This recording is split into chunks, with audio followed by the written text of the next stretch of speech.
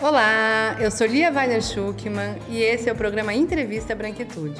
Muito se fala sobre racismo estrutural. E hoje a gente vai compreender como é que esse fenômeno traz vantagens às pessoas brancas. Para essa conversa, eu recebo o professor e jurista Silvio Almeida.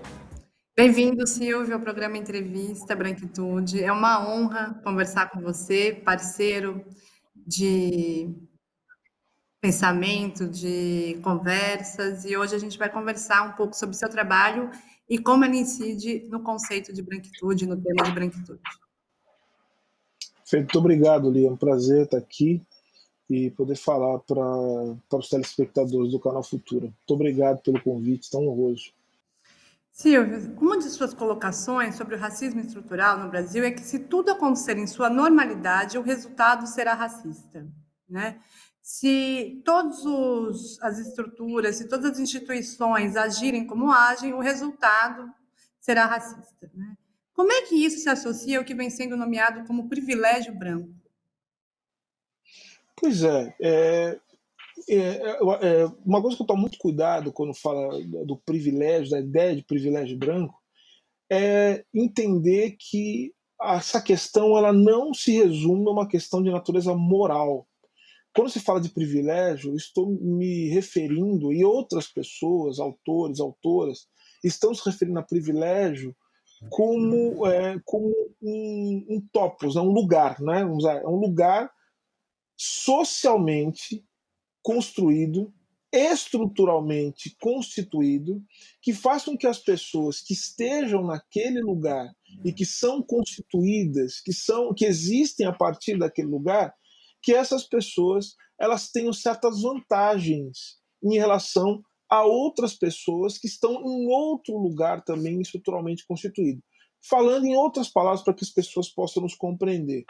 Uma pessoa branca, ela é branca não apenas por conta da cor da pele, não apenas por conta de características físicas e ou culturais, mas porque ela é socializada a partir de uma série de elementos que são políticos, né? Ou seja, a partir de relações de poder que são constituídas, a partir de relações de violência que atingem certos grupos, diferentemente de outros grupos, isso é política, a partir de um lugar jurídico, a partir de um lugar econômico, que é fundamental, ou seja, uma pessoa negra ela não tem as mesmas condições do ponto de vista econômico que pessoas brancas. Os números mostram isso, mostram que ser negro é uma posição de vulnerabilidade social.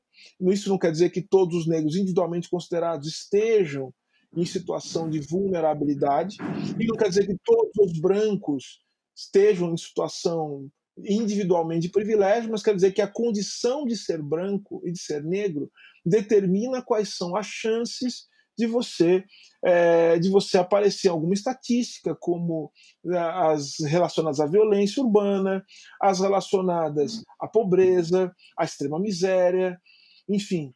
Tudo isso são lugares estruturalmente constituídos. Aliás, é importante dizer isso, é o seguinte: a raça ela é também uma questão de espaço político.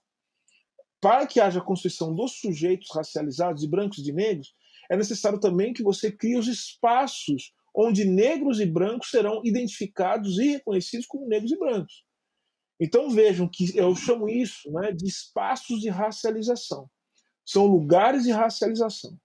Então, por isso que certas pessoas negras, ou mesmo pessoas brancas, em certos lugares, que não são lugares socialmente constituídos, imaginariamente constituídos como sendo lugares de negros e brancos, essas pessoas são vistas como elementos estranhos.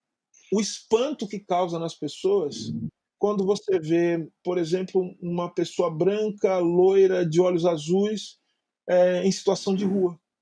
Veja só os sentimentos que isso causa nas pessoas. As pessoas ficam. Por quê? Porque é um sentimento de que aquele não é o lugar da pessoa. Como pode uma pessoa branca de olhos azuis estar em condições de extrema miséria, estar na rua? Isso causa, inclusive, comoção nas pessoas.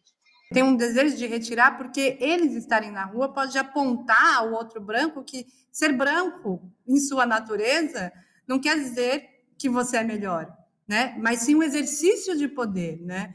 E aí, como você estava falando das estatísticas, né? Essa estatística acontece para negros, mas tem uma estatística para os brancos, que é a estatística de posse de terra, estatística de lugares sociais que ocupam, né? Donos de empresa, né? Aquilo que a gente pode pensar como uma vantagem estrutural.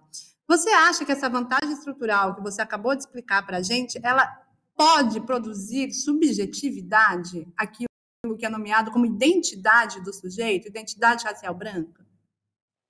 É impossível que não constitua. Essa é a questão. A questão é que essa posição é uma posição, e veja, e é importante falar de identidade, porque identidade não é uma coisa que nós escolhemos. E é uma grande confusão. Eu acho que hoje o atravessamento das condições, que a gente pode chamar das condições do mundo contemporâneo, o jeito que o capitalismo se organiza hoje, tudo em volta do eu, o hiperindividualismo, faz com que as pessoas pensem que elas podem escolher a sua identidade. E é uma confusão entre identidade e identificação. Né? Ou seja, eu posso, de fato, assumir a minha identidade. Eu acho que isso o movimento negro, o movimento feminista, o movimento LGBT tem feito de maneira exemplar, né? E isso tem dado resultados históricos incríveis, porque tem preservado a vida das pessoas, tem gerado conquistas importantes. Mas o que é isso? É você assumir que o mundo fez de você, fez de você enquanto indivíduo, fez de você uma pessoa que passa por uma série de situações que não foi você que escolheu. Aí que está a luta política do movimento negro, dos movimentos chamados de movimentos identitários, podemos chamar dessa maneira, não pejorativamente, como muitos querem fazer, é justamente afirmar a sua identidade para dizer o seguinte: o mundo fez isso de mim, mas não significa que eu vou me curvar àquilo que o mundo quer que eu seja. Então, eu reconheço o que foi feito, reconheço a luta daqueles que me antecederam, mas eu acredito que eu posso mudar o significado do meu corpo negro para o mundo em que vivo. Nesse ponto, pensando essa diferença entre identidade como algo que já está construído e a identificação, esse processo de ir se reconhecendo, né, naquilo, a gente também pode dizer que há como ter rupturas ou fissuras entre aquilo que é a branquitude e o sujeito branco a partir de que ele perceba que ele tem alguma responsabilidade nesse lugar da reprodução do racismo.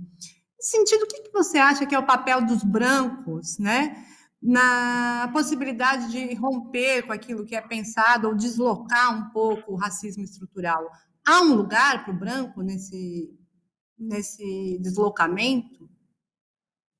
Eu sei que há muitas pessoas que não, dentro do movimento negro, que não concordam com o que eu vou dizer agora, e eu estou absolutamente tranquilo em relação a isso, mas eu acho que a luta antirracista é uma luta justamente para desarmar, para desconstruir, e eu vou ser até mais duro aqui, para destruir as máquinas que reproduzem as estruturas a partir das quais a raça é criada. Então a luta é contra o processo de criação da raça.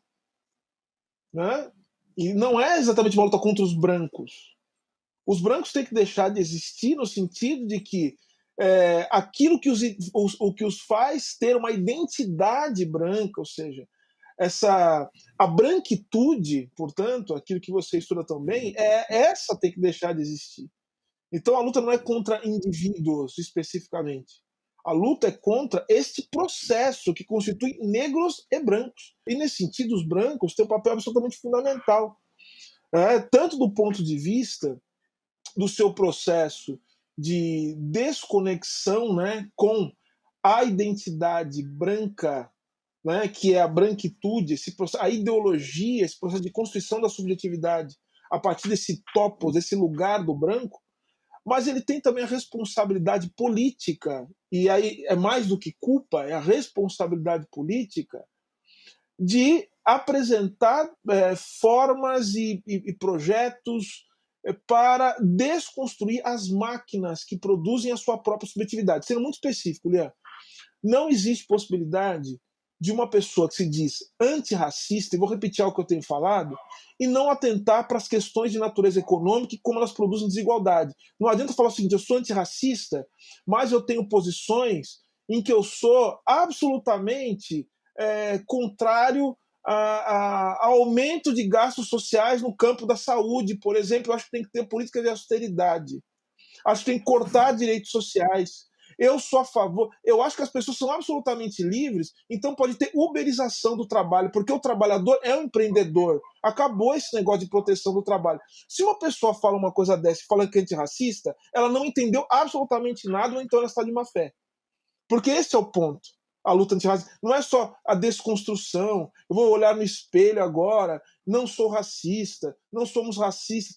A questão é que existem máquinas tanto de produção política, mas máquinas de produção do desejo. E aí também, mais uma coisa, tem uma máquina de produção do desejo de ser branco. A branquitude funciona a partir disso, você sabe melhor que eu, né? Então, como é que a gente desarma essa máquina de proteção, essa máquina de produção do desejo de ser branco? Nós temos que desarmar também, nós temos que modificar, melhor dizendo, as nossas referências estético-políticas. Eu nem falo mais só estéticas, eu falo estético-políticas. Então nós precisamos apresentar as formas de produção do imaginário de uma maneira diferente. Nós precisamos dar espaço, modificar, nós precisamos ser subversivos do ponto de vista artístico. Então o que é subversivo do ponto de vista artístico? É você apresentar possibilidades, né, do mundo que superem isso que o Achille Mbembe chama, né, dessa fantasmagoria, ele chama de loucura codificada, desse delírio que é a raça, que tanto mal faz para a humanidade. Então a gente precisa começar a criar formas de produção estético-política que desafiam o nosso imaginário racista. E aí é o seguinte, vamos entrar na política de novo, Lia? Então, vamos lá. As máquinas de produção do desejo são máquinas mesmo. Eu estou falando, por exemplo, dos meios de comunicação. Não adianta, portanto, ter as mesmas produções com as mesmas pessoas, nos mesmos papéis, do mesmo jeito. Eu estou falando agora para quem tem poder, quem é dono dos meios de comunicação, para quem decide sobre como as produções artísticas são organizadas. Isso é poder político, Lia.